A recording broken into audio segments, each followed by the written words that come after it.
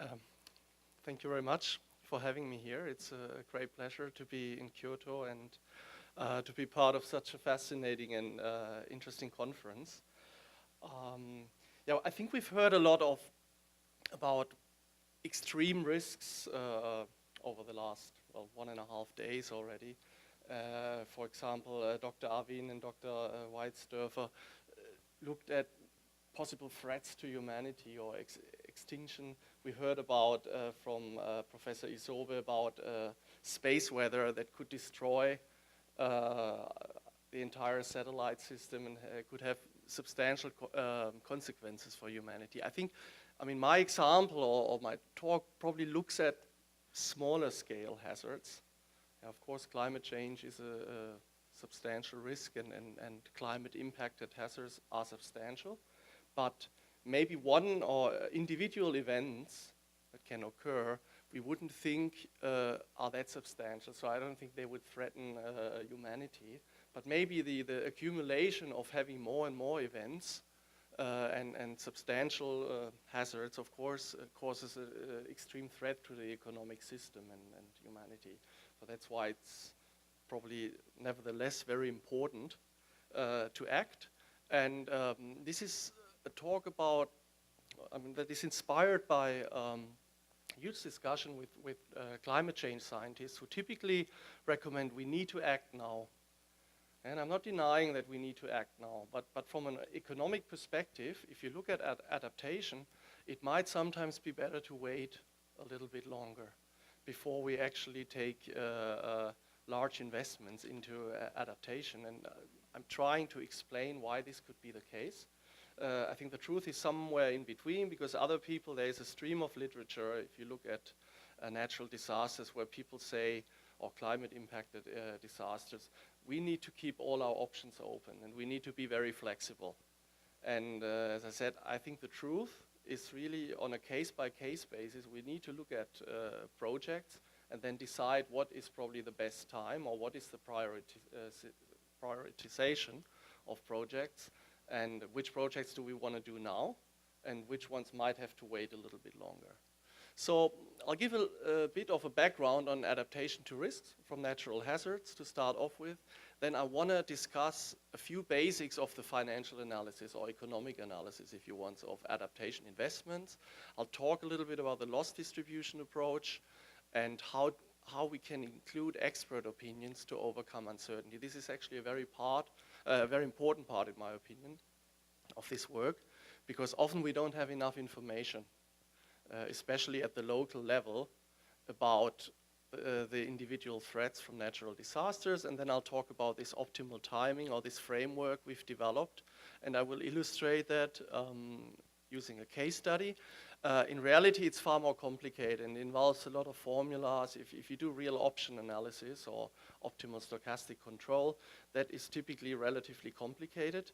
I've left out pretty much all the formulas, and I just want to bring the messages across. If you want to read more about it, you can read the papers that are published on this topic. And then I'll finish off with some conclusions. All right, so there's no doubt that since the 1950s, we seem to have an increase in extreme weather events, such as bushfires, tropical storms, heat waves, droughts, flooding, a lot of the things that we've just seen in Professor Kanamura's introduction. And it's interesting here, the numbers are slightly different. Munich Re gives an estimate of 100 billion for 2015. Yeah, the UN just suggests there was roughly 66.5 billion and 346 reported disasters. 22,000 lives have been lost and almost 100 million people affected. But there's no doubt that we're talking about hazards with substantial impacts here. There's also a special report on extreme events and disasters by the Intergovernmental Panel on Climate Change, the IPCC, and they clearly predict that there will be a further increase in these extreme events in the 21st century. And a key message is clearly, if we talk about acting now, that might be true about mitigation. Yeah, but we all know, and every climate scientist will tell you, well, these mitigation efforts will take a very, very long time.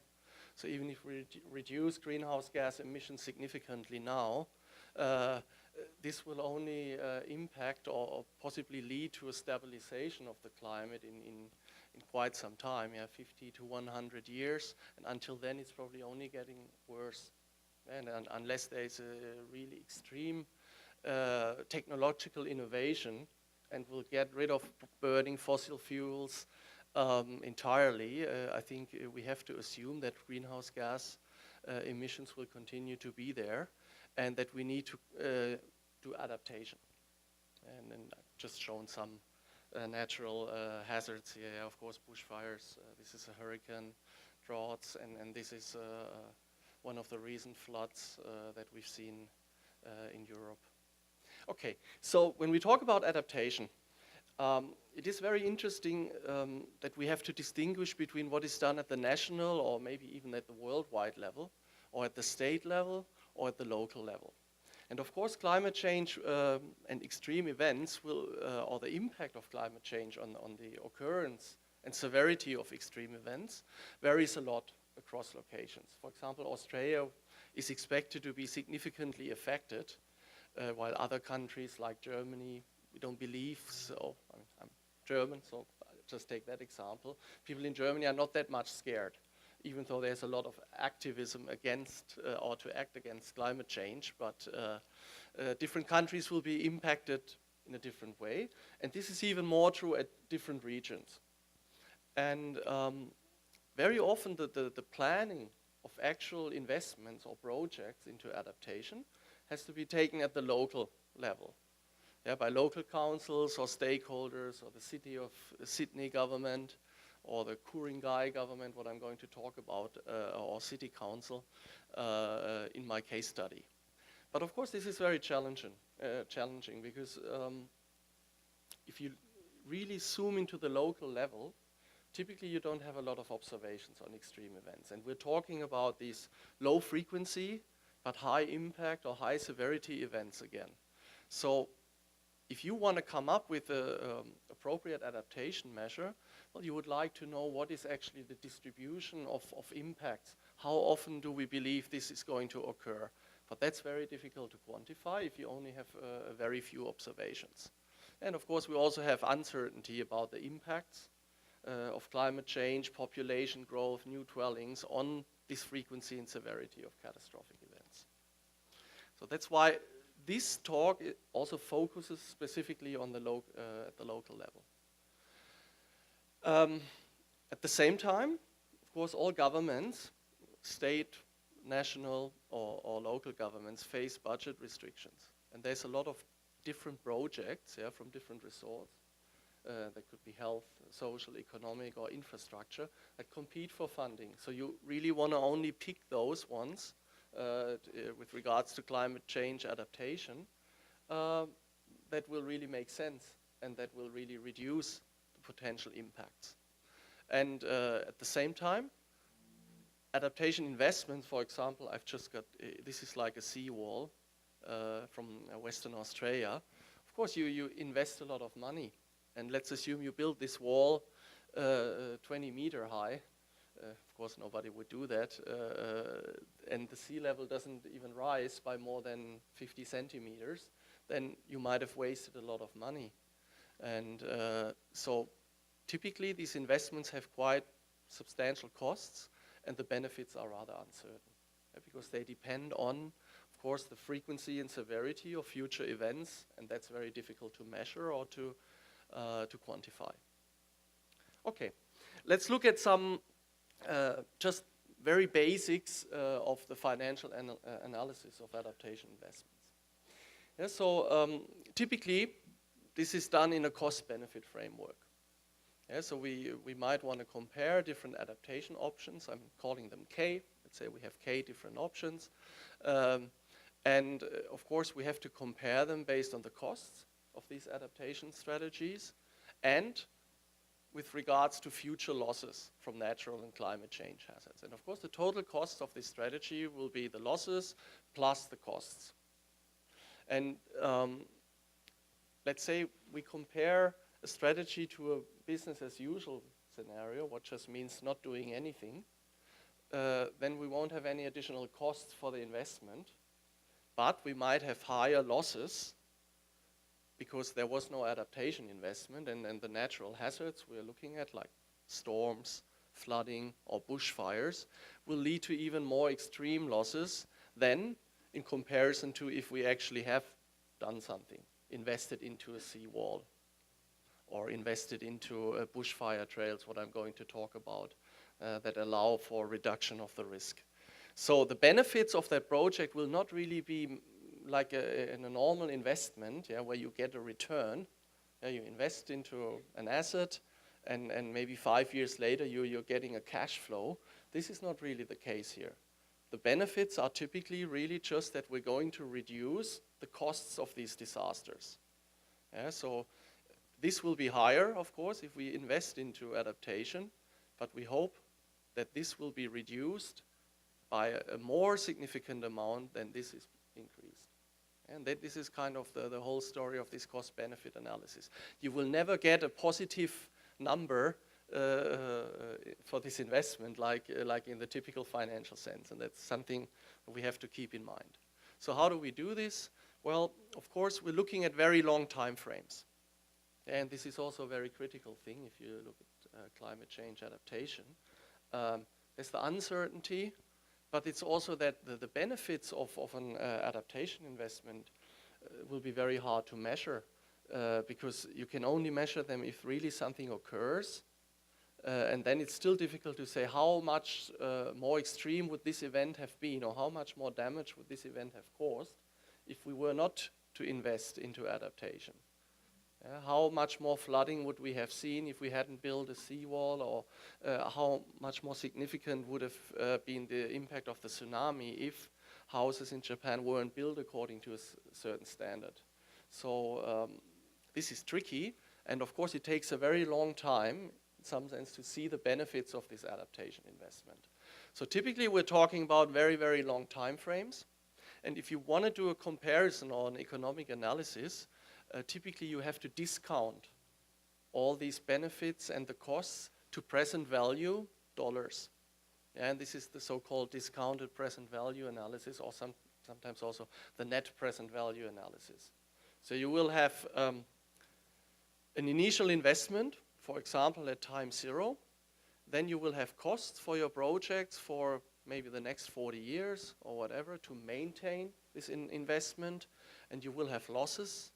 If typically there will be 0, but in the year of a natural disaster, you might have positive figures here, and then you try to bring them all back to time 0.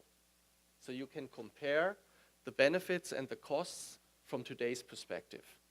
And that's a key concept of any financial analysis, that you typically want to compare it with regards to what are the costs and benefits in today's value.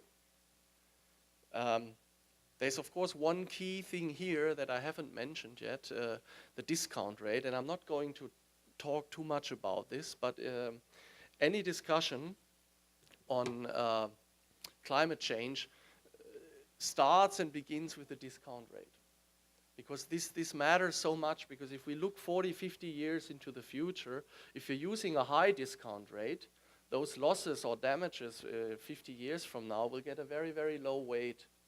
But if we use a low discount rate, close to 0% or 1%, as some scientists have suggested, or some economists, then of course losses that occur 50 years from now will still have a significant weight.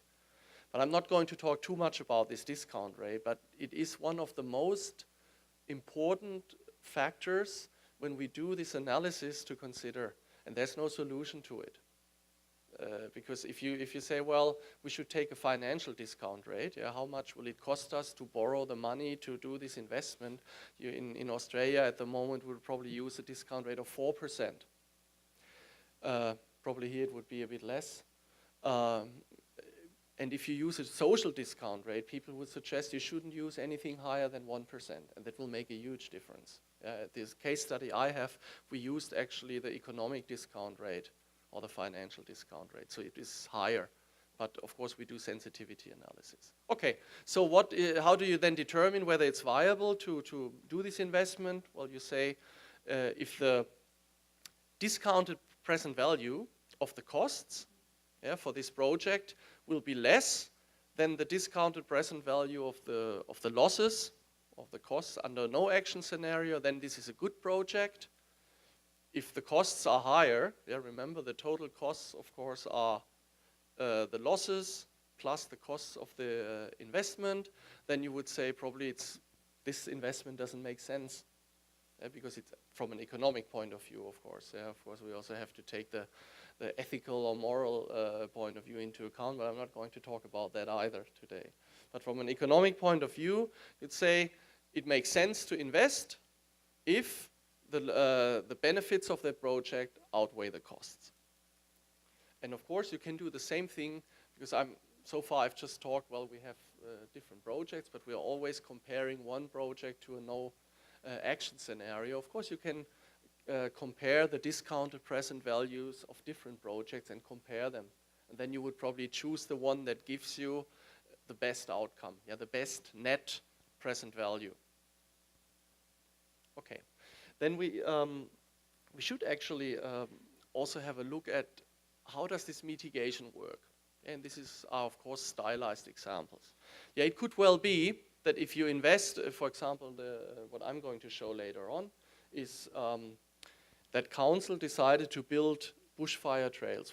What is that? They're building trails through the forest, and with these trails, the fire brigade can do controlled hazard reduction burning. So they burn some of they call it the fuel, some of the wood in the forest that is possibly considered to be dangerous to start a bushfire.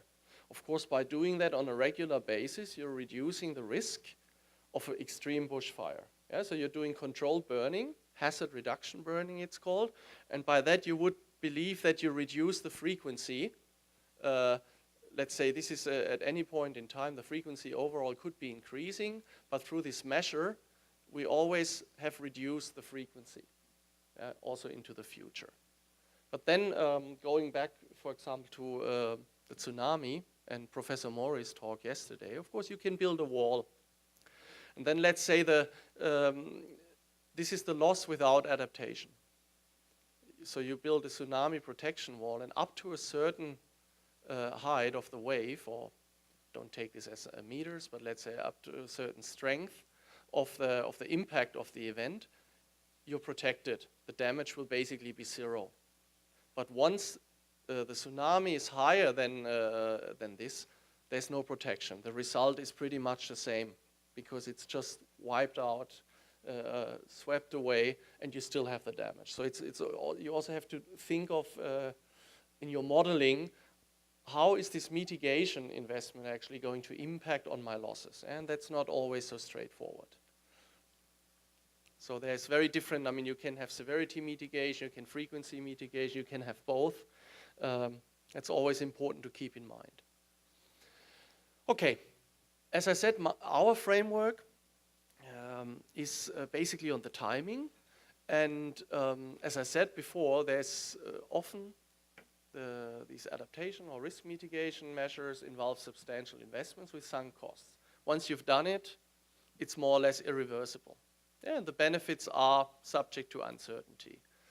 I've also said before, mitigation efforts are probably required immediately, but the picture is not so clear-cut for investment into adaptation. And traditionally, if you look at the literature on this, people just did a standard net present value analysis. So they said, okay, what if we invest into this project today? Will it give us a positive net present value? Will the benefits outweigh the costs or not? If the net present value was positive, so the benefits outweigh the costs, then we'd say, let's do it. But in reality, this leaves out the so-called real option. It ignores uncertainty about future conditions, and it also ignores the fact that by possibly waiting and doing this investment later, you might even get a higher net present value. And this is what I want to illustrate later on in my case study, that it may well be that even if you invest now, you get a positive net present value. So if you do a simple analysis, it would suggest it's a good project. But actually you get even more economic benefits if you wait a little bit longer. And I'm going to explain why that could well be the case. There's also literature, and I've mentioned that people have suggested, no, we need to maximize the flexibility with regards to adaptation. So we need to wait. We should be cautious because if we invest now, we might lose a lot of money and it might not even be that bad, or things actually we might have to invest in different hazards. Yeah, now maybe sea level rise is going to be much worse than bushfires. So if we wait, we will find out a little bit more about that. But people have also suggested, and there's also one of my papers with my colleague, Dr. Trueck from Macquarie University, that if you're keeping all your options open at all costs, you might actually forego the benefits of durable investment and long-lasting policies. So the truth is somewhere in between. Yeah? We don't have to act immediately, or maybe sometimes we do, but not with regards to all adaptation options, but we shouldn't wait forever until we really know how bad, for example, climate change is going to be. And a way to look at this is a so-called real options framework. Okay, how do you typically measure the losses from natural hazards? Well, this goes back to an approach from the insurance industry, and it's a relatively simple approach, a so-called loss distribution approach. And it might be called differently in other sciences, but in some sense, all you need to do, you need to find an appropriate distribution for the frequency of events, you need to find an appropriate distribution for the severity of events, and then you compute the aggregate loss distribution. Yeah? Number of events times severity of these events, and then you can calculate the average expected loss, but you can also come up with an entire distribution and look at worst case scenarios, so-called higher quantiles of the aggregate distribution. In a mathematical sense, you have a distribution of severity F, yeah, and each of your events is basically distributed according to this distribution. Could be in the tail, could be extreme, could be not so extreme. And then you need a process that tells you how many events, NT, you're going to see over a specific time horizon. Often we say, how many events do we expect per year? And then you use very popularized, for example, to use a Poisson distribution. What is a discrete distribution for the number of events? And then you might use a heavy-tailed distribution because we're talking about catastrophic risks. Log normal, Pareto, generalized beta, or GB2. There's many distributions, and it should not be underestimated that depending on which one you choose, you get totally different results. Yeah, that is also a bit tricky, but many have been suggested. So how does it look like? Here, this is the number of events. Yeah, maximum events, well, is infinity, but we have very, very low probabilities here for more than 10 events. And the highest probability, for example, 3 or 4 events. And this is a typical shape of a loss distribution for of the severity of a climate impacted or natural hazard. And as you can see, typically we have a higher probability of not so severe events, but then we have some probability for really extreme events. And why do we like to think in these distributions? Well, I mean, there's many ways, but I think also, again, Professor Mori's talk about the size of the earthquake tells us exactly why we need these distributions. It's not enough to believe that what we've seen in the past is a good indicator for what's going to happen in the future. Yeah, so you might observe earthquakes of magnitude 7, 8. If you fit a distribution and you say this is how it looks like, I'm not saying that I don't know enough about earthquakes, what the right distribution would be to fit to the magnitude. But of course, you still get a probability for the extreme events, maybe for the things we have never seen before, but could definitely occur. Yeah, and of course, in a statistical framework, this is the way to go. You cannot just use past observations, but you would like to quantify the entire distribution of for this hazard, because you could from time to time very rarely end up in the extreme tail. Yeah. And the log normal is not the most extreme distribution. If you use a Pareto distribution, you end up with very, very, very extreme events, possibly, for example. Okay. There are problems with this approach, and I cannot deny that. Especially at the local scale, where I'm going to talk about, we don't have enough historical data. For example, for the bushfires in that local government region that we'll look at later on, we only had 3 extreme bushfires that really caused damage to a significant number of houses. So how are you going to estimate a distribution with 3 points? Well, I'd say you can't. But I have something to suggest how you can deal with that. Often you have missing data. Yeah, if you go back into the past, only extreme events were reported. Maybe not so, or recorded, yeah, or not so much the less extreme events. So this is also something to keep in mind. Finding the correct distribution is very difficult, and depending on which distribution you fit, you might get very different results. There is non-homogeneity for the frequency. We now believe that due to climatic change, typically the frequency will be increasing. But of course, if you think of weather phenomena as El Niño, La Niña, it might also be periodical, and you should take that into account, possibly in your modeling. Then you can try, that has been suggested, because if you don't have enough observations, people have suggested, well, why don't you take them from a different location or a greater area? For example, if you want to measure the bushfire risk in a specific region, maybe you can make use of data from other regions. That's also not so straightforward, because other regions, of course, have different risk factors and maybe different behavior, but this is also a way you can pool information. But that's also not so straightforward. Yeah? So as I said, there is quite a few problems. I don't have the time to, I could have speak for hours how you can deal with these and what you can try to do, but that's not really the key of point of this talk. But I want to talk about one thing, and that's if you don't have enough observations. Remember, I'm talking about adaptation that often happens at the local level. You don't have a lot of catastrophic events, hopefully, in the past, but you still would like to come up with a good measure for how extreme and how often they're going to occur. And there's an approach called Bayesian inference. Well, as Bayesian inference has been suggested earlier, but an application to extreme risks is, for example, by Shevchenko and Wüthrich.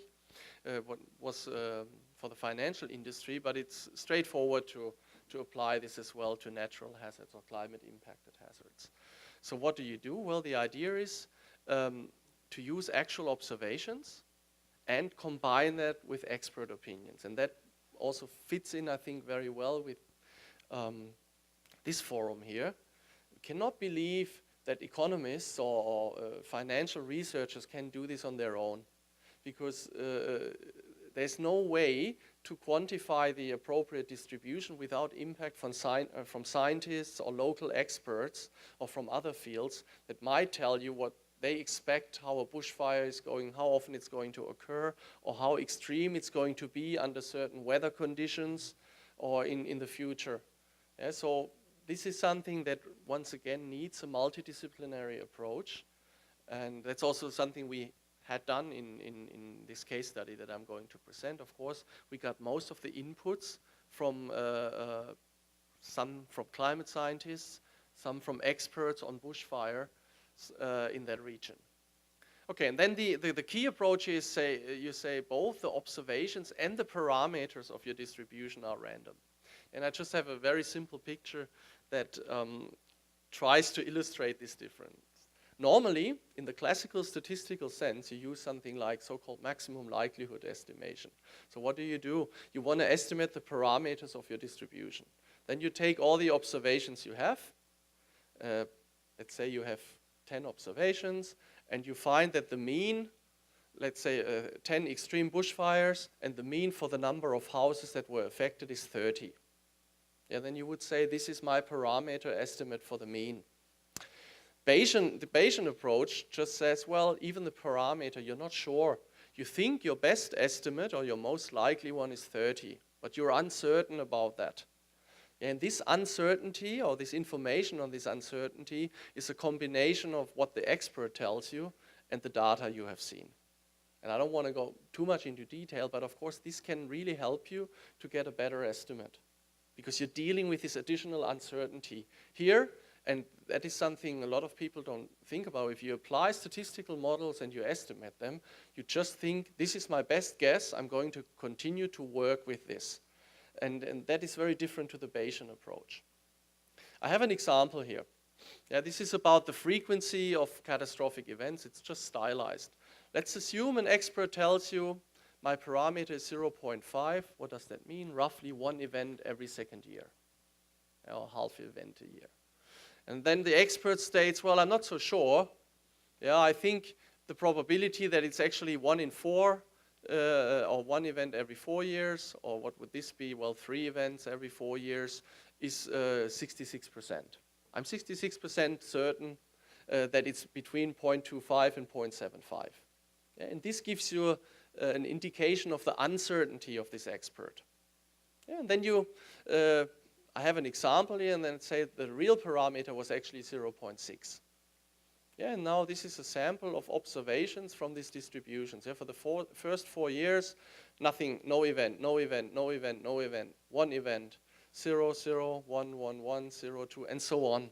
And now I'm just going to show you the difference if you use maximum likelihood estimation in comparison to having this additional information from the expert. Yeah, that could be a climate scientist, could be someone from a different field, an engineer or whatever. You get very different estimates. Yeah, this is the maximum likelihood estimate. Yeah, you don't have any events in the beginning. If you just apply your estimate, you would say, well, it's 0, because we haven't seen any events. Then you have your first event in 5 years, so your estimate would be 0.2, and then slowly you're increasing your estimate. But you're bad. Yeah, in the beginning, this estimate is completely wrong.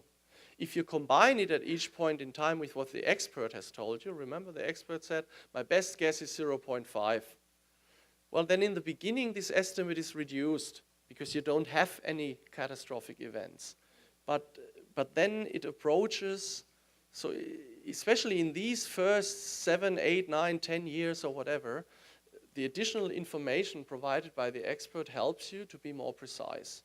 And that's a key thing, I think, in such an uncertain situation as climate science or catastrophic risks or climate impacted hazards, that you take additional information on board if you don't have enough observations. Okay, let me now come to the case study. And well, this is about bushfire risk. As we've seen from Professor Kanamura's presentation, it's not like the strongest or the most risky natural hazard, but it still contributes also significantly to the damage.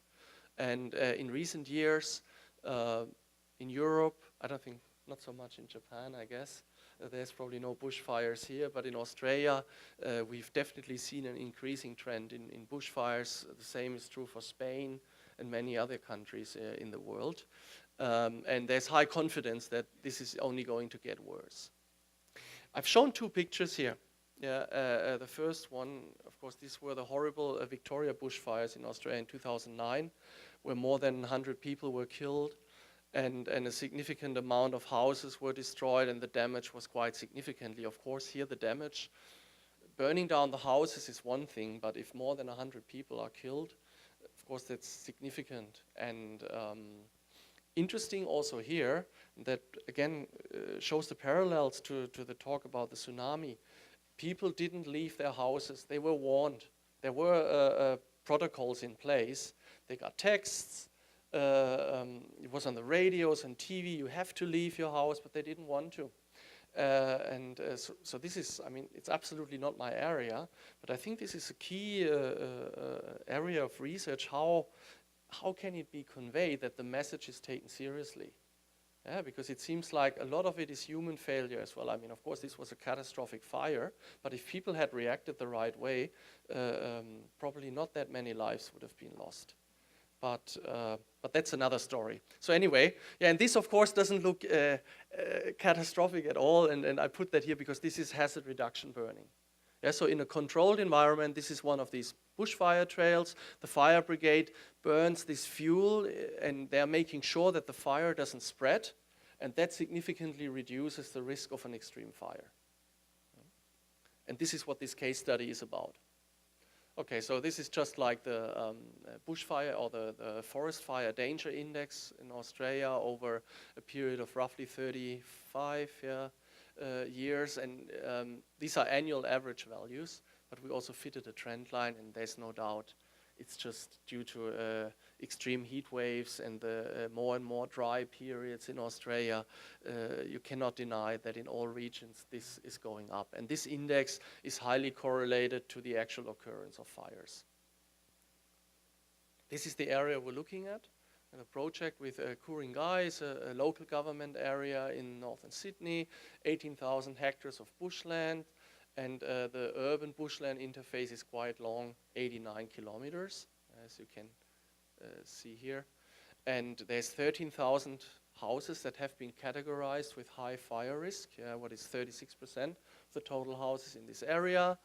And the community in Ku-ring-gai is very much aware of that, and they consider bushfire risk as one of the most concerning risks under climatic change. Okay, so what did we do? Combining experts' opinions and historical data, we measure the expected intensity of events. What does that mean? 0.03, it was at the beginning. That means roughly 3 fires in 100 years. Then based on what climate scientists suggested, for example, Hasson and al., we expect this to double by 2100, what corresponds to an increase of 2.6% per annum. And then, and that is of course something we don't know, but some literature suggests then we will reach a steady state. Possibly, I mean, of course, that also depends on probably mitigation efforts and actual climate change. That might not only be a result, of course, of human activity, but also of other things. But this is kind of the model we're using. So you can see the frequency or the risk of the occurrence of a bushfire is continuously increasing in our study. And now we're looking at a very simple adaptation measure, but it's in some sense nice and cute because it can be calculated relatively easily. If we build a significant number of bushfire trails that allow for this hazard reduction burning. Typically, people would suggest the lifetime of such a project is 50 years. In the initial construction of these fire trails costs 1.5 million. Maintenance costs are 50,000 per annum, and we assume a discount rate of roughly 5%. What now seems relatively high, but at that time interest rates in Australia were still a bit higher. So you can calculate the present value costs of these. If you repeat this every 50 years, you end up with 1.64 million in today's dollars. Yeah, you have to spend 1.5 million now and then 50,000 every year, but interestingly the number doesn't even get that high, because you're discounting future costs. And what would be the benefits? Well, spoke to a bushfire expert who said if we really go ahead with this project, we're going to reduce the frequency of these fires by 20%. Yeah, so in some sense, instead of in 2100, we would expect roughly 6 events in 100 years, then that would be reduced by 20%. Yeah, now the question is, are these costs of 1.64 million over a very long time horizon, are they worth the effort? Are they going to reduce the risk or the expected costs by more than 1.64 million? And this is kind of the analysis we're doing. And as I said, we got a lot of information from other people here. I don't know, is there anything I really want to point out? Yeah, we used a gamma distribution here that was also based on an expert specification. I don't think I'll talk about the risk aversion parameter. Yeah, these were just the baseline information we had used for the analysis. Okay, and this is actually a very important graph. So remember, if you do simple net present value analysis, you say, okay, what if I undertook that investment now? Is it worth it? You get a positive number, you say yes, the benefits outweigh the costs, let's do it. And if you get a negative number, you would say, no, it's not worth it. But the real option approach keeps open this option and looks at every year. Let's say, what if we wait 1 year? What if we invest in 10 years? What if we invest in 20 years and 40 years' time? And basically, the optimal time to invest these are the marginal benefits of the project. And they become higher and higher. Why is that the case? Well, because the risk of bushfires keeps increasing into the future. As I said, the frequency goes up, and at the same time, we also have a measure where we believe that the severity of bushfires or the damage of bushfires will increase. So basically, the marginal benefits in dollars will increase. The marginal costs of the project, in some sense, it will always be the same. Yeah, because no matter when you invest, you will just have these costs in present value dollars at that time. And the optimal time to invest is basically when the marginal benefits of the project equal the marginal costs. And I have another graph to illustrate that. And this is kind of the point you would like to find in your real options analysis. And of course, there's quite a bit of modeling underlying, but there's no point in really showing all these formulas.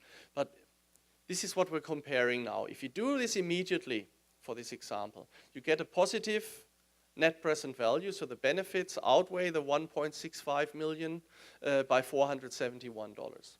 Yeah, I mean, of course, it's a small example, but of course, this approach can also be applied to much bigger problems. On the other hand, so if you use a simple net present value analysis, they would say, okay, build these bushfire trails now, it's a beneficial project. But if we use real options analysis, we can actually find that if we wait for 16 years, this is exactly this point where the marginal costs equal the marginal benefits. We get a net present value of 800,000 roughly. Yeah, so an additional benefit of 312,000. So why could that be the case? Well, because if we don't spend the 1.5 million now, we can use them for something else, maybe an alternative project. And if we spend them later, the costs in today's dollars will be less. Yeah, so under this scenario, waiting for another 15 years or 16 years is more beneficial than doing it now. Of course, it's also more beneficial to reduce the uncertainty. Because of course, at the moment, we don't know how climate change will really impact on the risk of bushfires. Maybe in 16 years' time, additional information will be available, then we even have a much better estimate. One could also argue, well, if it's much worse than what you think, you should have invested already and you've underestimated the risk. This is, of course, always a risk that will be there.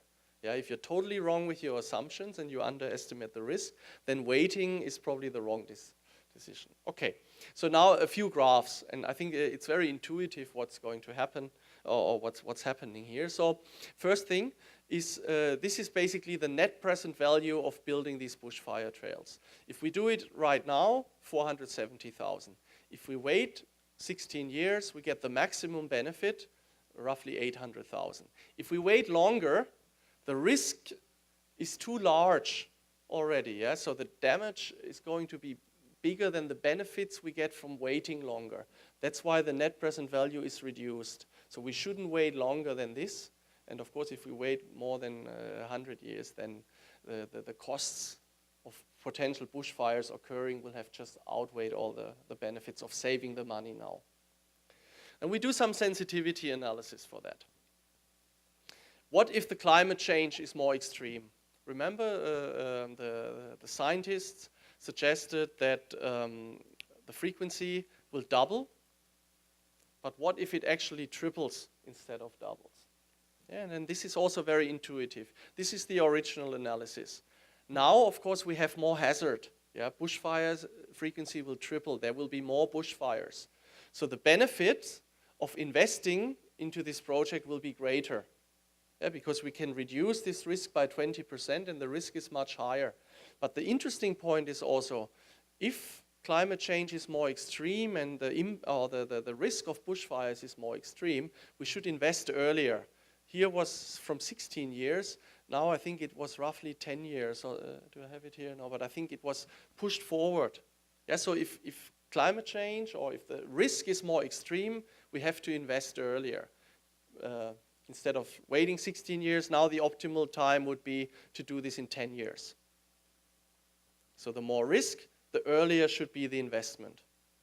I think I'll leave that out. This is more for connoisseurs of insurance and who like the risk aversion. But I could say one thing, the more risk averse you are, the sooner you should invest. That's the mess. And you can estimate so-called parameters of risk aversion. And the less risk averse you are, the longer you're going to wait. But I think that also makes perfect sense. And then this looks a bit complicated, but in fact it's not. We also do sensitivity analysis with regards to the actual costs. How much money do we have to invest? Remember our assumption, and that was a good assumption because it was given by someone who knows about bushfire trails, was it will cost 1.5 million. What if it is cheaper, or what if it is more expensive? Of course, if it is cheaper, the benefits of the projects will be higher. Yeah, so this is under immediate investment, and this is always at investment at the optimal time. Of course, the benefits of investment at the optimal time will always be higher than the immediate investment. But an interesting thing is also this. There's another axis here that tells us about the optimal investment time. And the thing is, the cheaper the project, the sooner we should invest. Yeah, because the less money we have to spend now, and the less will that be in present value dollars. If the bushfire trails would cost 2 million, the optimal waiting time would be 25 years. The bushfire trails were 1.5 million, yeah, we end up with a waiting time of 16 years. So the more expensive, the longer we should wait before we invest. The cheaper, the sooner we can undertake this investment, at least in this stylized example. And finally, and I've mentioned that before, we're looking at the impact of the discount rate. And as I said, the discount rate is such a strong factor on every analysis that very quickly, if we have a high discount rate, the whole project falls apart. Yeah, the net present value becomes negative. So we assumed a discount rate of roughly, I think, 4.5%. Yeah, then we had this net present value, and the waiting time was roughly 16 years. If the discount rate is increased, very quickly, investing immediately doesn't make any sense. Yeah, the project gives you a negative net present value. Why is that? Because the costs occur today, and the benefits will only be realized in the future. But the benefits are being discounted. Yeah, and the higher the discount rate, the lower will be the benefits in present value dollars. So this discount rate kills everything. Yeah? If we have a 5.5 discount rate, the net present value is already negative. Not with optimal timing, but also here, it disappears relatively quickly. And that has such a, and whoever, or if you've ever done any analysis on climate change or investments that have a very long horizon, you will see that the discount rate is the most decisive factor. And again here, the higher the discount rate, the longer we should wait before we actually invest. But very often the suggestion would be not to invest at all if you use a high discount rate. Okay, so let's summarize. Clearly, and I'm not a climate scientist, but it seems like we can expect that the risk from natural hazards should be expected to further increase. And that is not only a result of climate change, but also of population growth and additional cost of infrastructure. Everything becomes more and more expensive, especially in a country like Australia. So the financial risk could be a factor of climatic change, but it is also a factor of population growth, for example, in Australia. Mitigation efforts will take quite some time, so we should probably think about doing that immediately. But then we also want to look at adaptation to catastrophic risks. Often these decisions have to be taken at the local level, yeah, because as you've seen, this was not a huge project. We're talking about investing 1.5 million or so. Or maybe you want to build a seawall and that might cost 10 million or so. But then you have a lot of uncertainty about climatic change, increase of the hazards, actual risk reduction. One thing you can do to overcome that is to work together with experts to resolve some of this uncertainty. If you want to do economic financial analysis, definitely have to team up with experts in the field. The optimal timing of investment can result in significant benefits. Yeah, sometimes it is better to wait for another 15, 20, 30, whatever years, and you will get a better economic outcome, at least based on the knowledge you have today. Climate change will have significant impacts on this decision, and the more serious the climate change is, probably the earlier you should invest.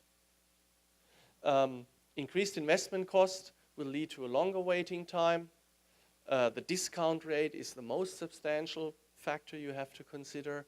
And of course, this is something that no one will be able to tell you what the right one is. But so in all of these analyses, whatever is the outcome depends a lot on the discount rate you apply. Overall, adaptation to climate impacted hazards, it's not a now or never decision. Possibly we can wait for the right time. And given the budget constraints that you might have only for a limited number of projects, it might actually be very good to apply something like real options analysis, because this will help you to prioritize the projects. I think I've taken a long time. Sorry about that. Thank you very much.